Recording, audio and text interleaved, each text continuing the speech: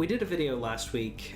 We're going to kind of recap the full thing, so I want to kind of make this a video that's not only a clarification on our editorial, but also retell the story from a better perspective, from a more neutral perspective, I should say. Yes. There was some controversy in regards to one of the writers from Guild Wars 2, as well as her co-worker being fired for some Twitter comments, and we're going to go into that more in depth than we did last time. Thank you to the community, though. Kevin, you have some. Definitely. You had some nice conversations on this. Yes. Christian Michaels, friend of the show, and then QB2513 and Iron Aiku led us to. They pointed out that there was a lot more to the story than we initially thought, and when we reached out to them, they detailed, okay, here's where else you can look. And so basically the entire issue started when Jessica Price had done an AMA for ArenaNet, talking about how this is how I do my things. And then after she finished that, she was like, okay, there were a lot of questions that came up, and here's how I approach storytelling when it comes to an MMO. I'm trying to make it detailed enough that you can feel like you're going through a real story, but I keep it from being so detailed that it overwrites what you feel about your own personal character. Correct, because you're creating a character. It's an RPG, so you create a character. You're on your character's journey, and she didn't want it to interfere with your story, even though she's telling a larger story. Yeah, and your own imagination, because we all flesh out I know my characters that I create in an MMO better than anybody else does. I have my own story that I'm creating in my head, and she doesn't want to interfere with that. So Dewar, who is a YouTuber, part of the community, he replied to that, and he said, quote, "Really interesting thread to read. However, allow me to disagree slightly. I don't believe the issue lies in the MMORPG genre itself, as your wording seemingly suggests. I believe the issue lies in the constraints of the living story's narrative design." So he went on to basically say that branching dialogue was something that could be used in this particular aspect. Which branching dialogue takes a considerable amount of time to do. I will say that, like, to give devil's advocate for her, branching dialogue takes a lot more time to develop. And the living story that you're referring to, the way that Guild Wars tells their stories in chapters and episodes, however, it continues the story of that you're living in your world. So you can't, if that story continues, you are constrained a little bit in regards to your personal choice. It's not like Mass Effect where your choice should have a ramification on the galaxy, because your choice is just your choice, not everyone's choice. And so she retweeted, Jessica Price retweeted to her and said, "Stay in being a female game dev. Allow me, a person who does not work with you, explain to you how you do your job." And he hadn't said anything about gender. She was the first one to bring that up. And she said she got very defensive and talking about how all these randos, she says, quote, "like the next rando asshat who attempts to explain the concept of branching dialogue to me, as if, having worked in game narrative for an effing decade, I've never heard of it, is getting insta-blocked PSAs." And so...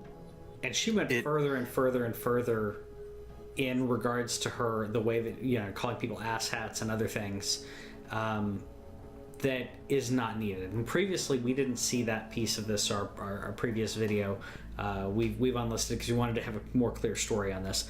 But in my profession, I get told probably four or five times a week, "Hey, just do this. It's easy. Just do it." And as if I don't know what I'm doing, or the person who's telling me something thinks that something's easy, but they don't understand the gravity of it. But I don't tell them, "Go fuck yourself." Like, that's basically what she did and continues to do. She also brought up, like you said, she brought up being a female game dev. Which, to be clear, yeah, female game devs do have it harder. They receive a great deal more. There is legitimate mansplaining and sure. times when they will be approached or belittled or such for their gender. Yeah. However, that was not something that was happening here. Yeah. So she continued, quote, and I'm doing a lot of quotes here because last time I paraphrased some, and that was how we came to the conclusion that we had not given the story proper credit. Yeah. So Price continued, quote, since we've got a lot of hurt Manfields today, let me make something clear. This is my feed. I'm not on the clock here. I'm not your emotional courtesan just because I'm a dev. Don't expect me to pretend to like you here. The attempts of fans to exert ownership over our personal lives and times is something I'm hardcore about stopping. You don't own me and I don't owe you. Dewar then tweeted his response, quote, in a world where discussion should be encouraged and not belittled, yet the opposite becomes reality, I have apparently found myself in the midst of a war I never intended to partake in. Disappointed, that's all. Hashtag I am a feminist. And so when it escalated and it was clear that there was no legitimate dialogue to be had, yeah, he essentially raised his hands and said, okay, this was not what I was trying to do. I think this could have been a discussion, but if you're not interested in that, I'm just going to wash my hands of it. Sure. And I had to actually do that recently in regards to someone posting on Facebook. They were posting, and this is a similar in regards to feminism and everything. Henry Cavill had an interview recently. I don't know if you heard about this, where he was saying like he's been basically having trouble. Like he doesn't want to date because he's afraid with the whole Me Too movement thing that he's going to get false accusations or anything like that, or that's going to put him in a bad light. And then he apologized about it afterwards. Someone posted his apology, and then the entire comment thread was bashing him and saying that you have to listen to all women and everything. And I was like, okay, yeah, but we have to listen to all women. But when you can prove that there is a problem, that there's a lie, or when something that's small gets like completely blown out of proportion because you're a celebrity, I understand the caution on that. You saw the Aziz Ansari like thing, right? That happened with him. So with Aziz, it's basically like, yeah, that was a bad date. He didn't do it. I mean, it wasn't really that. It wasn't great, but it wasn't like it wasn't a rape situation. It wasn't a Harvey Weinstein situation, and like he got a ton of people pissed off at him. A ton of people who were like attacking him for what amounted to a bad date that both of them didn't like. So I can understand. Again, Henry Cavill was like saying, I apologize. That's not kind of what I meant. I had to back off in the comments because even though I wasn't doing anything wrong, and like these people should know me well enough, I'm just saying, hey, but what about this? What about this? There are reasons to be cautious whenever, especially if you're a celebrity. And people started bashing me because I was saying, but you've got like you and I discussed recently, like the internet lynch mob they went after the Duke lacrosse team and a bunch of other situations where the internet doesn't research everything. They put it out there and then everyone attacks, and then when there's a retraction, nobody hears about it.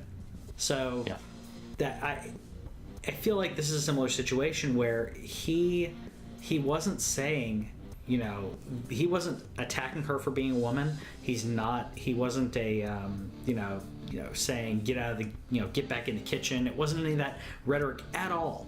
And then she started making it about being a woman. Men, I will say, yes, women have a hard time in the industry and tech industry as well, because you have a lot of sexism. This was not sexism. This is someone saying, hey, I'm part of the community. This is what I think we should do. Yeah, if you're wrong or if it takes too much time, sure. He doesn't know as well as you know. Yes, but that's community feedback. And you started this by tweeting this shit on your own Twitter feed. She said, this is my place. Okay, well then don't open up the discussion there. Have it over in Reddit. Have Twitter be your safe space, and have Reddit be the place where you're like, here's where I want feedback, so I don't have to see it on my Twitter feed. She did this. And also, if you are under the belief that this is not a public forum, that you don't want feedback, you have the option to make your Twitter private.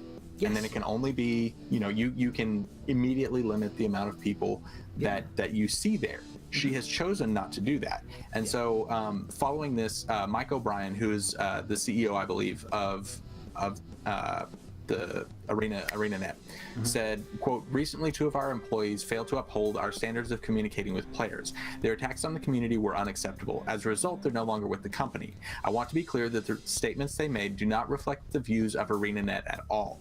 Yeah. As a company, we always strive to have a collaborative relationship with the Guild Wars community. We value your input. We make this game for you. Yeah. The person who defended her, and I don't have this quote exactly, but the thing that he said was that she never asked for your feedback. But she. I personally don't believe that he should have been fired for making that comment. That was not hostile or antagonistic. It was just, she didn't ask for your feedback. I don't think that that's the point here, but I don't believe that that was a fireable offense. Sure. If the way that, I mean, this is social media. This is social media 101.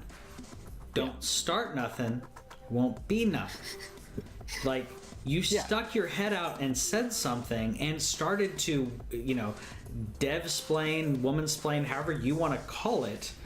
She started like spelling out, this is how I write. He started that conversation. If you don't want feedback that way, write a book. She also had she also has the option to refrain from commenting back at him. She can read it and go, whatever. Sure. But if you make your Twitter private, then can you still post that people see what you post? Or you can't even see that, right? Okay, so like I know there's different levels of it. I'm on Twitter, like I'm a lurker on Twitter. Like I tweet every now and then.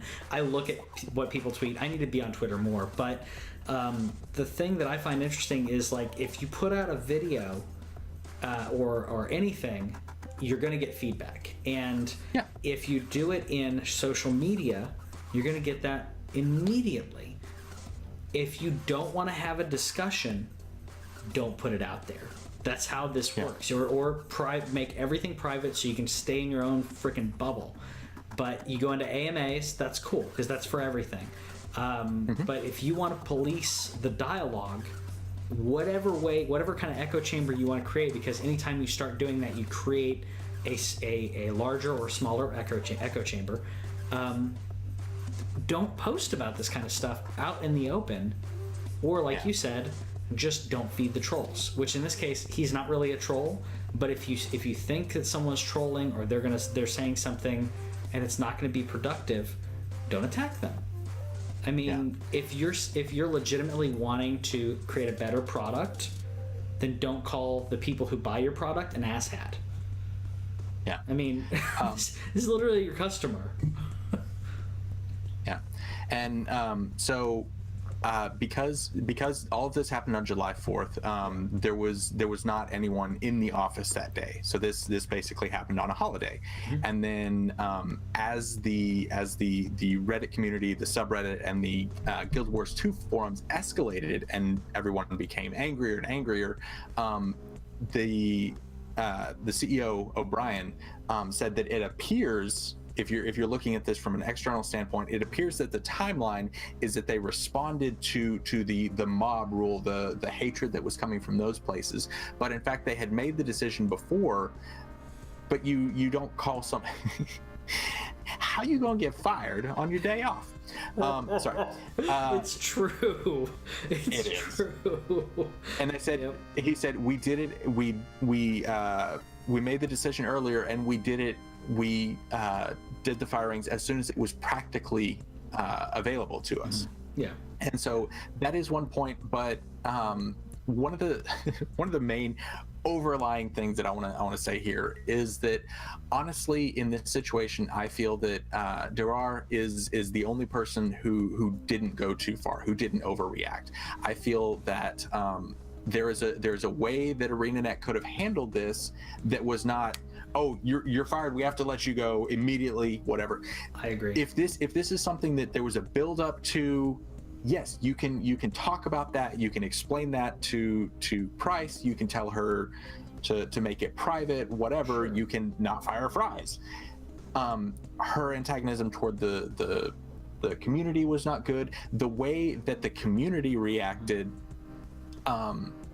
after the firings, is it's clear that this has emboldened a lot of people who are reading into this, that we can fire anybody we want.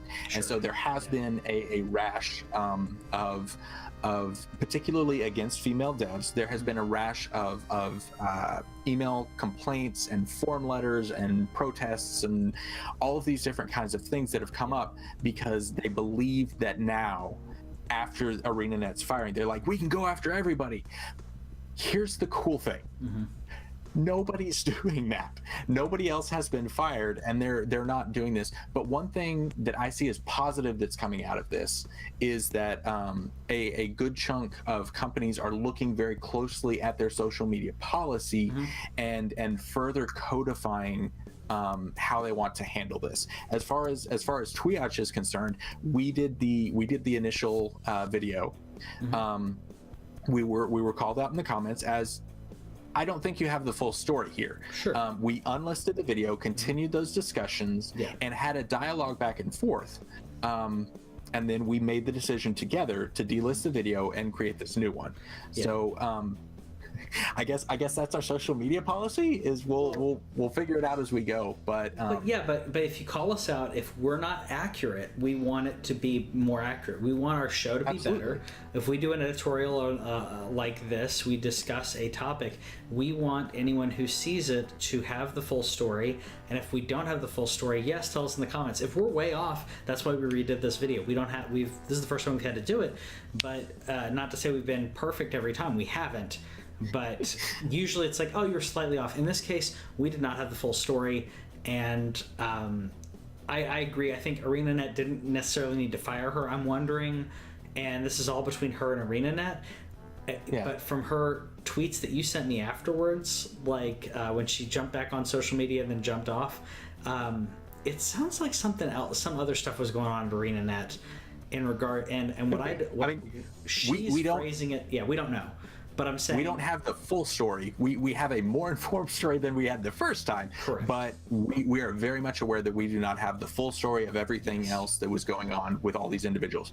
I do have one last thing that I wanted to add. Sure. As far as Jawar specifically, the day before this happened, on July 3rd, during one of his Guild Wars 2 streams, he was talking about the lore of Guild Wars 2, and he specifically called out Jessica Price as someone who has done a very good job with her narrative. There you go.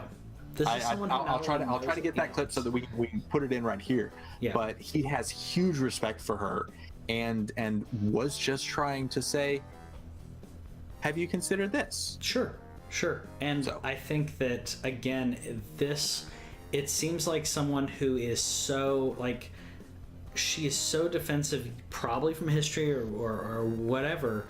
She got so defensive that she took it as an attack. I didn't realize that he had that in his stream. So no, I mean, I knew he's a big Guild Wars player, but for someone to know the writers of the game is pretty big. I mean, I love Fallout, I love Skyrim, I love Dark Souls, but I can name the game director, and that's it. Like, Jawar actually has an NPC in the game named after him. Well, I mean, this dude clearly loves this game, respects the company. This was just the response was completely disproportionate to the initial. That's crazy. That's initial crazy. I didn't know that. That's amazing. Like I said, I've been doing a lot of digging this week, and I have learned a great deal about the lore of Guild Wars 2. Yes, it's actually pretty cool. I actually really liked Guild Wars 2. I wished more people were playing it when I was playing it. I liked it. I liked the way that they were telling stories. The only thing I wish there weren't so many microtransactions, but I get why they were doing it. It does help fund them. But it's a game that I do recommend, and it's a game that they've continued to improve and continue the story on. So, it gets my seal of recommendation. There you go. Let us know in the comments if there's anything else that we need that you feel needs to be fleshed out in this. Let us know in the comments. We can continue our dialogue on this subject because we want to be as neutral as possible to give you the facts. And I think that this is a lot better of a editorial than the previous one. So let us know in the comments what you think about the story. Once again, thank you to Iron Aiku and Christian Michaels for letting us know when we messed up.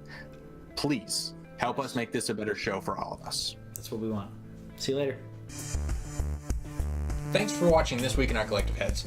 Subscribe over here and click the bell, and that way you'll know about any new videos that we put up, because we put up a lot of gameplay, a lot of stories from games and stuff like that, and gameplay is down here. Yeah, and you got more editorials and news stuff down here. Check it out.